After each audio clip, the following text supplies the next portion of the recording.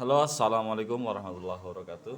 Perkenalkan, nama saya Ahmad Zain Al Faruqi dari kelas KPI 4B dengan NIM 2024.6.9.1.00365. Sini kita akan menjelaskan sedikit tentang apa itu konsep reputasi dan krisis.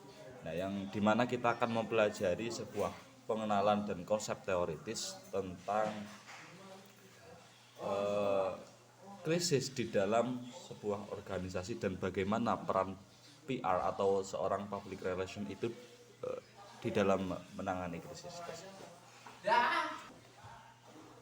Yang pertama, kita akan mengenal apa itu identitas sebuah perusahaan terutama ya.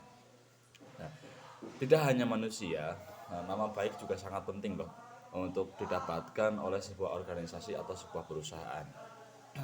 Nah, nama baik ini tidak didapatkan begitu saja.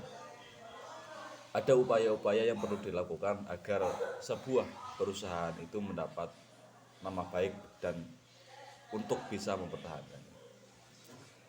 Jadi apa sih tujuan untuk memiliki nama baik tersebut? Nama baik salah satunya agar suatu perusahaan tersebut mendapat kepercayaan eh, dari stakeholdernya, internal mungkin, lalu internal maupun eksternal. Terus jika organisasi atau perusahaan tersebut mendapat kepercayaan dari stakeholder, maka operasional perusahaan itu akan berlangsung dengan baik dan tentunya tujuan perusahaan akan tercapai. Nah, perusahaan ini eh, harus memiliki sebuah identitas yang kiranya agar mudah untuk kita dikenali. Contoh, eh, pada perusahaan tersebut memiliki suatu ciri khas terhadap logo. Contoh perusahaan Starbucks atau Burger King yang sangat logo tersebut sangat identik dengan perusahaan tersebut. Nah, ini ditujukan untuk apa? Identitas perusahaan diperlukan sebagai sebuah tanda sebuah perusahaan yang bisa jadi menaungi produk dan jasa sehingga harus menggambarkan visi, misi, dan tujuan perusahaan yang diharapkan. Yang kedua, citra.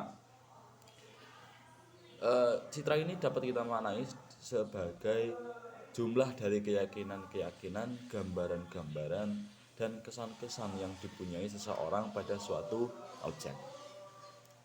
Nah, objek yang dimaksud itu adalah bisa berupa merek, orang, lalu organisasi, lalu kelompok orang, lalu perusahaan, atau yang lain-lain yang dia ketahui.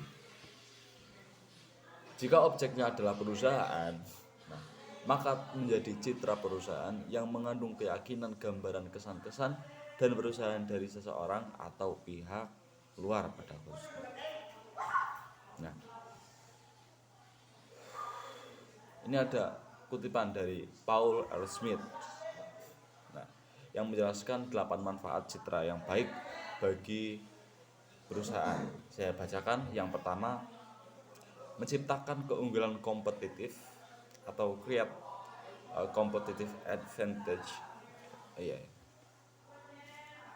Yang kedua, modal atau ekuitas usaha. Yang ketiga, meningkatkan penjualan. Yang keempat, mendukung peluncuran produk baru.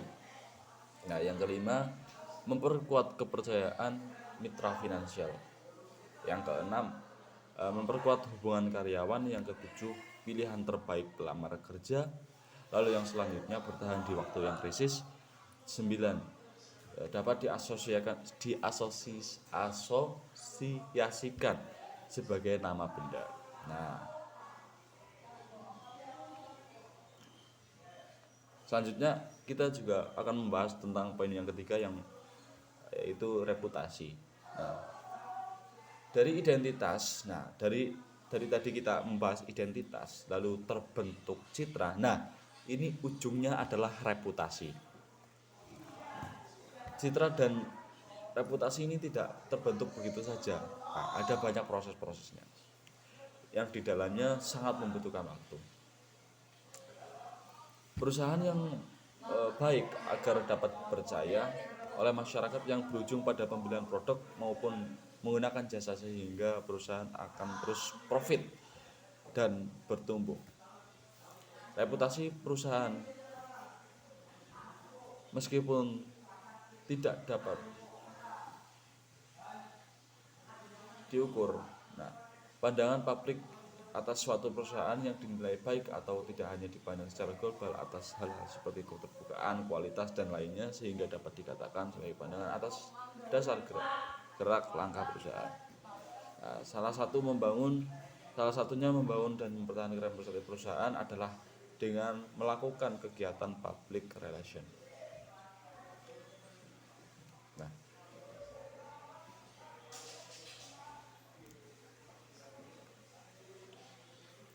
lalu kita akan membahas tentang definisi dan karakteristik krisis. Nah, selama operasional perusahaan, krisis akan selalu menghampiri perusahaan.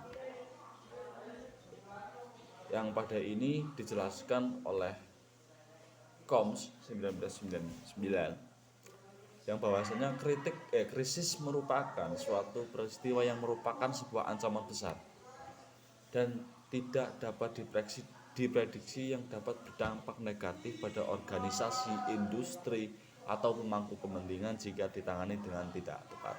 Nah, krisis ini berbeda dengan isu ya. Jadi agar kita bisa membedakannya, ayo kita lihat dengan karakteristik atau spesifik dari krisis. Nah, krisis ini bersifat tidak diharapkan dan dapat terjadi setiap saat. Jadi krisis yang menciptakan ketidakpastian informasi, menimbulkan kepanikan, lalu menimbulkan dampak bagi operasional, lalu berpotensi menimbulkan konflik. Nah, itu krisis. Kita akan selanjutnya apa itu sumber? Kita akan membahas sebuah sumber dan jenis krisis. Nah, penyebab krisis ini bisa dari internal, bisa dari eksternal. Jenisnya pun beragam. Nah, bisa krisis karena keuangan, karena krisis citra, krisis reputasi, krisis bencana alam, dan lain-lain. Nah, secara umum krisis ini dapat disebabkan dari dua sumber, yaitu dari dalam dan dari luar organisasi ataupun perusahaan.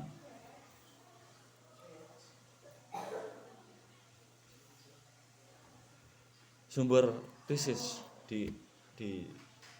dari dalam sebuah organisasi, di antaranya yang pertama bisa jadi karena manusianya, yang kedua karena memanagenya yang salah, lalu dari teknologi. Nah, bisa jadi yang kedua sumber dari luar, bisa jadi karena aturan-aturan dari pemerintah yang sewenang-wenang, lalu bencana alam, lalu kerusakan yang dapat dilakukan oleh orang lain. Nah, itu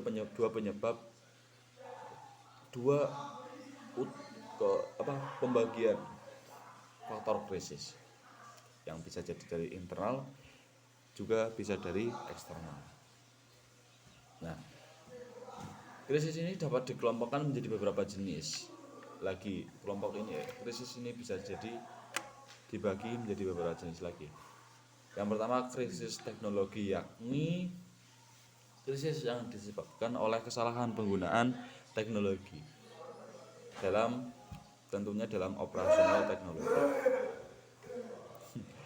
Yang kedua, krisis konfrontasi, yaitu sebuah relasi yang buruk antara organisasi dan publik yang akhirnya memicu krisis yang terjadi bila publik mengekspresikan kemarahannya karena ketidakpuasan terhadap operasi sehari-hari organisasi. Nah, yang ketiga, krisis malevolence itu yang terjadi ketika seseorang atau sebuah kelompok mempunyai keinginan untuk menjatuhkan atau membahayakan organisasi seperti sabotase dan kegiatan-kegiatan yang dapat mengganggu jalannya aktivitas organisasi. Ini yang berbahaya.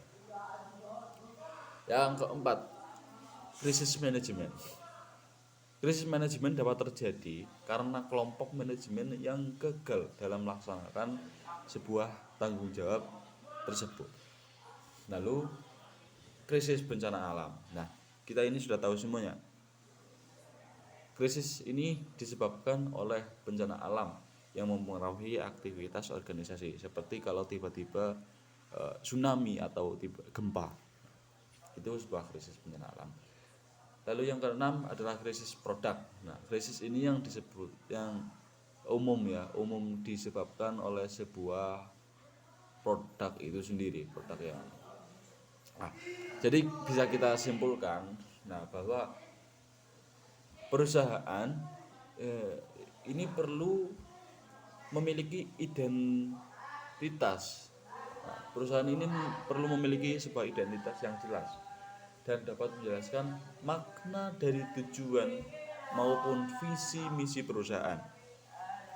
Dari identitas tersebut, perusahaan mengharapkan citra yang baik dan tumbuh menjadi perusahaan yang bereputasi baik di mata internal maupun di mata eksternal. Nah, meski sudah memiliki identitas, citra maupun reputasi kognitif, maksud saya positif, tidak dapat dipungkiri sebuah perusahaan akan mengalami krisis selama kelangsungannya. Krisis ini dapat menjadi turning point bagi sebuah perusahaan dan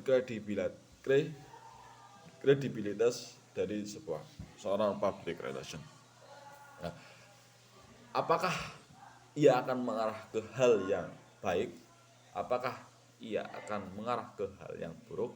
Ini sama seperti koin yang memiliki dua sisi berbeda.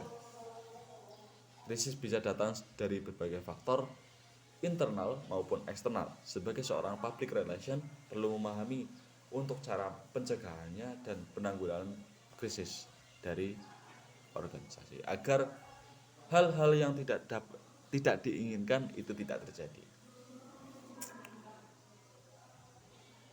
Kiranya itu yang bisa kita sampaikan mengenai sebuah